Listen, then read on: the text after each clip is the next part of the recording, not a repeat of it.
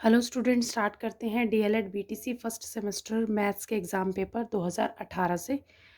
तो first question है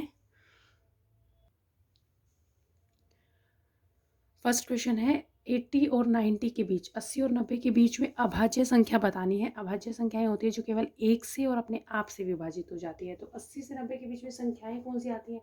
81, 82, 83, 84, 85, 86, 87, 88, 89।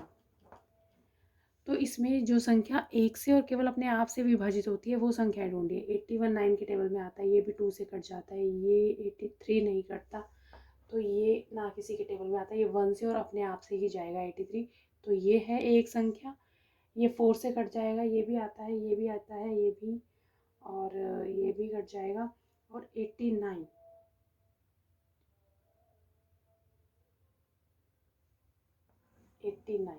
तो ये दो संख्याएं हैं जो अभाज्य संख्या है 80 और 90 के बीच में। सेकंड क्वेश्चन है 90 डिग्री के कोण को क्या कहते हैं? तो 90 डिग्री के कोण को हम बोलते हैं समकोण।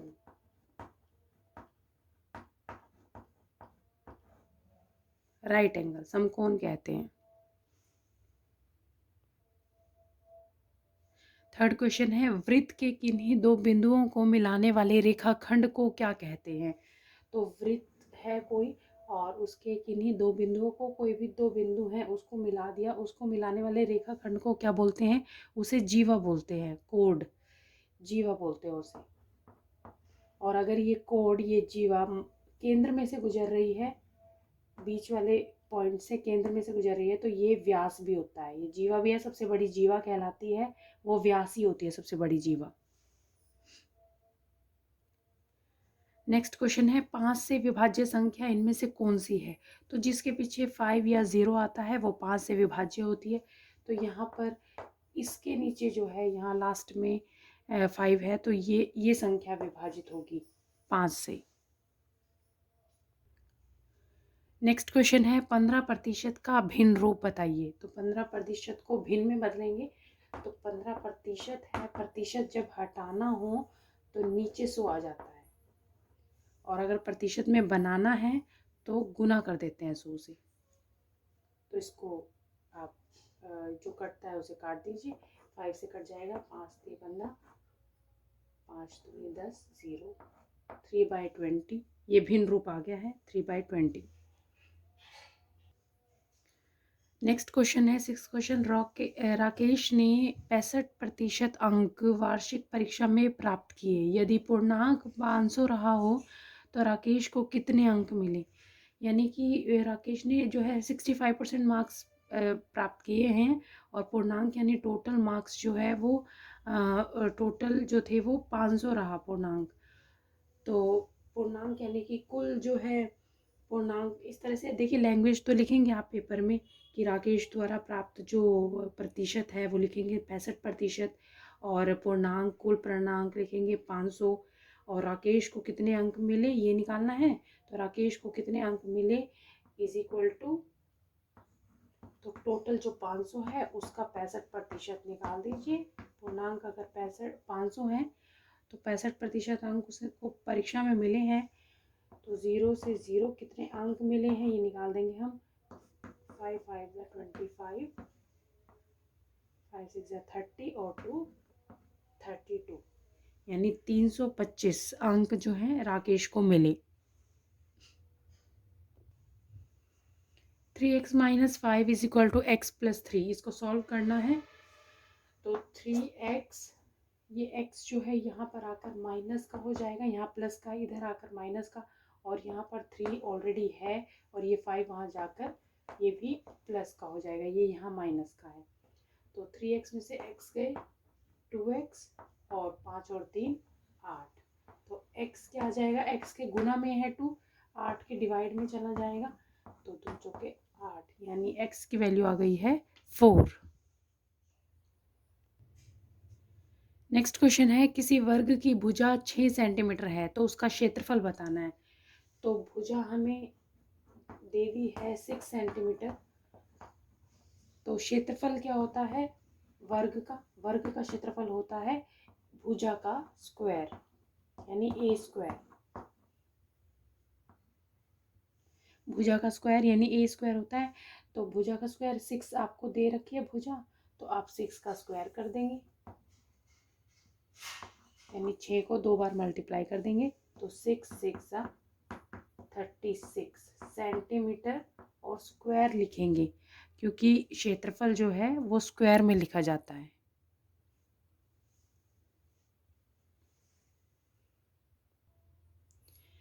नेक्स्ट क्वेश्चन है x+5 का होल स्क्वायर। नेक्स्ट क्वेश्चन है x+5 के होल स्क्वायर का मान बताना है, इसका मान निकालना है। तो ये a+b हो गया, a+b का होल स्क्वायर, और इसका फॉर्मूला होता है a+b का होल स्क्वायर का a square plus b square plus 2ab। तो x+5 का होल स्क्वायर क्या हो जाएगा, x square plus 5 square plus 2 into x into 5। इसको सॉल्व कर देंगे। एक्स स्क्वायर प्लस 5 को जो है 2 बार गुना करेंगे, 5 को 5 से तो 25 आएगा, प्लस 5 दूनी 10 एक्स यानी x square plus 25 plus 10 x, ये आंसर आ जाएगा। नेक्स्ट क्वेश्चन है पटरी और प्रकार की सहायता से 60 डिग्री का कोण बनाना है। तो 60 डिग्री का कोण और 90 120 मैंने आपको उस तरह से भी सिखा रखा है, और एक और तरीका भी है इसका 60 डिग्री का एंगल बनाने का। तो वो क्या है, पहले आप एक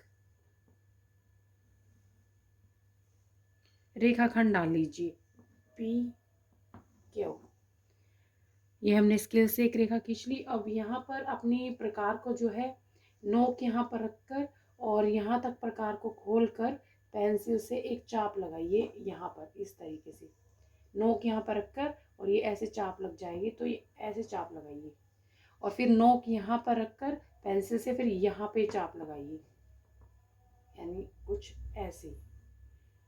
तो ये यहाँ किसी एक पॉइंट पे काट देंगी दोनों चाप, और इसको पी से मिला दीजिए, फिर इसको क्यू से मिला दीजिए स्केल से। तो ये 60 डिग्री के एंगल ही है। एक ट्रायंगल के, एक त्रिभुज के तीनों कोणों का योग 180 डिग्री होता है और प्रत्येक कोण 60 डिग्री का होता है। जो इक्विलेटरल ट्रायंगल है देखिए, तो इसमें अब ये 60 डिग्री का एंगल ऐसे भी बना सकते हैं आप। तो दो तरीके हैं इसके। नेक्स्ट क्वेश्चन है 13, 39 और 273 का मैसे ज्ञात कीजिए। तो मैसे हम भाग विधि से ज्ञात कर सकते हैं। जो सबसे बड़ी संख्या है उसको भाग के अंदर लेंगे और 39 से भाग कर देंगे। देखिए ये 7 पर चला जाएगा, 7 में 63, 7 या 21 और 6 27, तो ये कट जाएगा। अब ये चीज़ जो है ये मैसे होती है, लेकिन ये अभी मैसे नहीं है, क्यों, क्योंकि अभी एक संख्या बाकी है। तो इसको 39 को भी जो है हम भाग देंगे 13 से, तो 13 39 होता है। तो अब यहाँ पर जो आ गया वो मस है, यानी कि 13 जो है वो आएगा इसका में से, यानी महत्तम समापवर्तक। नेक्स्ट क्वेश्चन है एक साइकिल 1800 रुपये में बेचने पर 10% की हानि हुई, तो साइकिल का क्रय मूल्य क्या होगा। तो देखिए ऐसे क्वेश्चन के लिए फॉर्मूला होता है डायरेक्ट, वो क्या है कि क्रय मूल्य अगर बताना है तो क्रय मूल्य के लिए फॉर्मूला होगा विक्रय मूल्य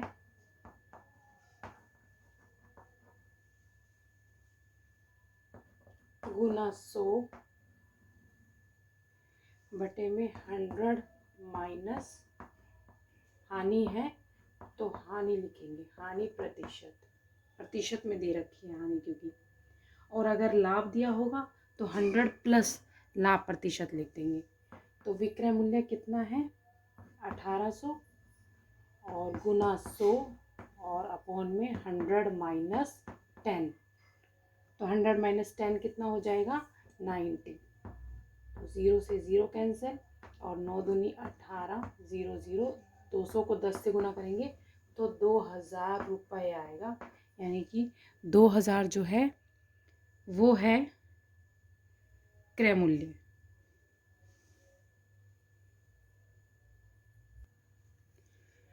नेक्स्ट क्वेश्चन है 500 रुपये का 3 वर्ष का 12% वार्षिक ब्याज की दर से साधारण ब्याज ज्ञात कीजिए। तो साधारण ब्याज का सीधा फॉर्मूला होता है मूलधन गुना दर गुना समय बटे 100।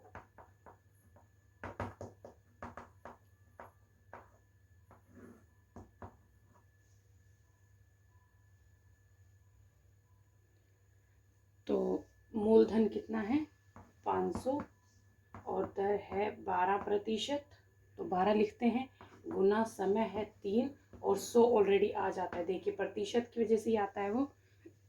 तो 500 गुना 12 गुना 3 बटे 100 सॉल्व कर देंगे। 12 पंजे 60, 60 को 3 से गुना करेंगे 180, तो 180 रुपये आ जाएगा ब्याज। नेक्स्ट क्वेश्चन है x into Y minus Z plus Y into Z minus X plus Z into X minus Y, इसको सॉल्व कीजिए। तो देखिए इसकी गुना करते चले जाएंगे x की y के साथ, तो एक्स वाई और minus X Z plus Y Z plus minus minus Y X plus Z X plus minus minus Y Z. तो ये देखिए ये एक्स वाई है, ये भी एक्स वाई है और ये प्लस का है, ये माइनस का है। जो अपोजिट साइन के होते हैं सेम होते हैं वो कट जाते हैं। एक्स जेड जेड एक्स ये भी सेम है, देखिए प्लस माइनस के हैं तो ये भी कट जाएंगे और ये भी कट जाएंगे, तो आंसर आ जाएगा 0। नेक्स्ट क्वेश्चन है एक छात्रावास में, एक हॉस्टल में मतलब 50 छात्र हैं, तो कुल छात्र जो है वो 50 हैं और उनके लिए जो 40 दिनों की है वो भोजन सामग्री है। तो 40 दिनों की जो है वो भोजन सामग्री है।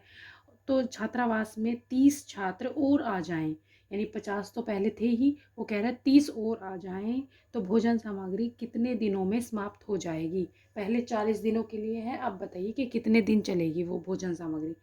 तो इन इन क्वेश्चन के लिए एक ट्रिक होती है, वो ट्रिक बता रही हूँ मैं आपको, ध्यान से देखिए। ऐसे क्वेश्चन के लिए, क्योंकि इसमें पहले तो ये दिया होता है कि इतने जो है छात्र हैं या इतने दिन हैं, इतने घंटे हैं, इतना काम किया, और दूसरी तरफ पूछा जाता है कि इतने दिन में, इतने घंटों में और कितने दिन जो है वो काम किया। तो इसके लिए एक ट्रिक होती है, वो होती है देखिए MDH, ये मसालों का नाम भी होता है MDH। तो या इससे याद रख सकते हैं आप, और नीचे होता है W, और दूसरी तरफ भी लिख देते हैं आप MDH और यहाँ लिख देते हैं W। तो यहाँ पर देखिए ये 1 लगा देते हैं हम सभी के साथ, और यहाँ पर ये 2, यानी पहली इक्वेशन यहाँ पर जो भी चीज़ सामान आपको दे रखा है वो रख दीजिए, और सेकंड में जो भी पूछ रखा है वो आप रख दीजिए।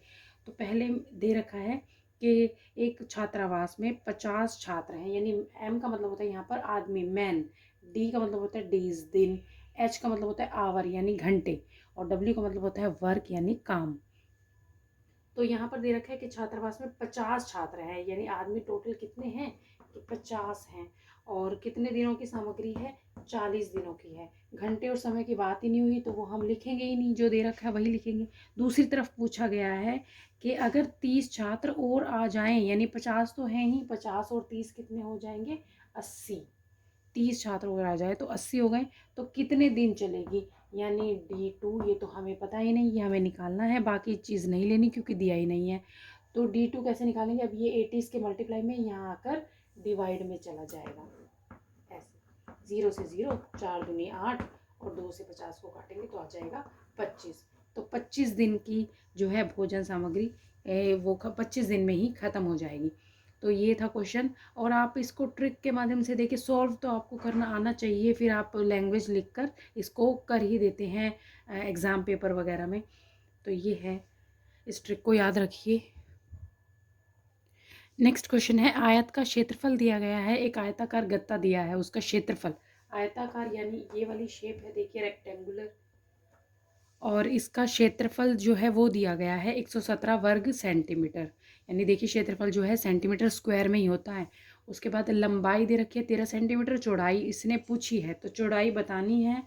तो क्षेत्रफल आप जानते हैं, एक आयत का क्षेत्रफल कितना होता है लंबाई गुना चौड़ाई होता है।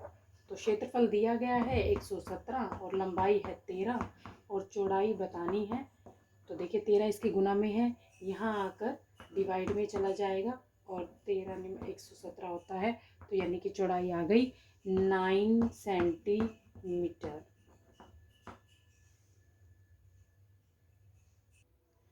नेक्स्ट क्वेश्चन है, एक रेलगाड़ी की लंबाई दी गई है 270 मीटर और समय दिया गया है कि एक खंबे को वो 9 सेकंड में पार कर देती है, तो उसकी चाल बतानी है। चाल, तो चाल का फॉर्मूला सभी जानते हैं, वो होता है दूरी बटे में समय। तो दूरी यानी रेलगाड़ी की लंबाई को ही जो है वो हम दूरी मानेंगे। तो ये क्या है 270 बटे में समय कितना है 9 सेकंड। तो डिवाइड कर देंगे, क्या आ जाएगा 9 तिया 27 जीरो, ये आ गया 30 मीटर प्रति सेकंड। लेकिन इसने आगे और भी पूछा है कि इसको किलोमीटर प्रति घंटा में ज्ञात करना है। तो किलोमीटर और घंटे में ज्ञात करना है तो आप 30 को गुना कर देंगे 18/5 से। इसी तरह से किलोमीटर घंटे में अगर निकला है और मीटर सेकंड में पूछ रहा है तो आप गुना कर देंगे 5/18 से। तो सॉल्व कर देंगे, 5 6 30 और 6 8 48, 6 कम 6 और 4 10। तो 108 जो है वो किलोमीटर प्रति घंटे के हिसाब से आ गया है।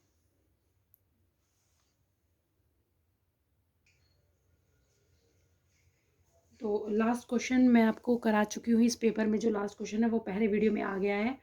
तो मैंने पिछली वीडियो में आपसे एक क्वेश्चन पूछा था, उस क्वेश्चन का आंसर बच्चे व्हाट्सअप मैसेज कर रहे थे कि मैडम उसको जो है बोर्ड पर ही करवा दीजिए।